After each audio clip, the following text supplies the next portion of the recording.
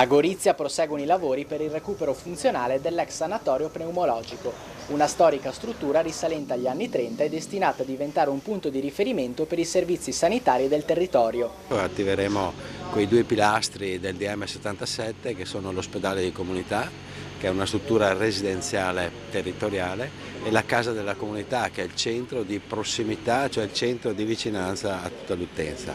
Più l'hospice, più ambulatori per la medicina generale, più servizi di farmaceutica, centri vaccinali, quindi un luogo dove l'utente troverà risposta a tutti i suoi bisogni.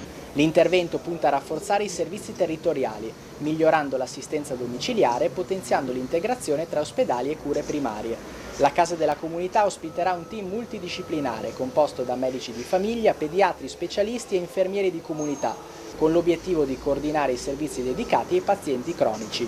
È un complesso che si collega all'ospedale San Giovanni di Dio, perché andrà a liberare quasi una quarantina complessivamente di posti letto per tutti coloro che, superato il momento della criticità, perciò della acuzia, non ha più bisogno di quel tipo di assistenza e perciò potrà avere alcuni ulteriori giorni di indegenza presso questa struttura. In particolare saranno disponibili 20 posti letto nell'ospedale di comunità, 15 posti letto nella speciale unità di accoglienza permanente per l'alta intensità di cura post-acuti e 10 posti letto dedicati all'hospice. In totale i posti letto saranno 45, suddivisi tra le diverse strutture per rispondere alle esigenze di assistenza della popolazione. Tra le novità previste c'è anche l'attivazione delle centrali operative territoriali, che avranno il compito di coordinare i servizi domiciliari e gestire il collegamento con gli ospedali e le reti di emergenza-urgenza. La fase di demolizione è completamente terminata, stiamo cominciando la fase di costruzione dell'edificio, pensiamo di arrivare a gennaio già cominciare a fare le pareti in cartongesso interne, le suddivisioni interne del layout,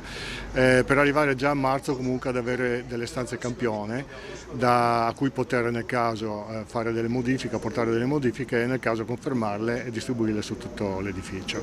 I tempi di realizzazione e di completamento dell'opera sono quelli previsti dal target ministeriale marzo 2026. Con un investimento significativo di 46 milioni di euro, dei quali soltanto 4 a beneficio di quella che è la copertura di PNRR, quindi sono fondi prevalentemente regionali che danno una visione di sostegno all'attività della post-acuzia. Questo non sarà un ospedale, anzi agevolerà il peso che noi oggi in modo inappropriato dobbiamo far sopportare ai nostri ospedali. Un progetto ambizioso dunque che mira a rendere l'ex sanatorio non solo un simbolo recuperato della città, ma anche un modello di innovazione sanitaria al servizio dei cittadini.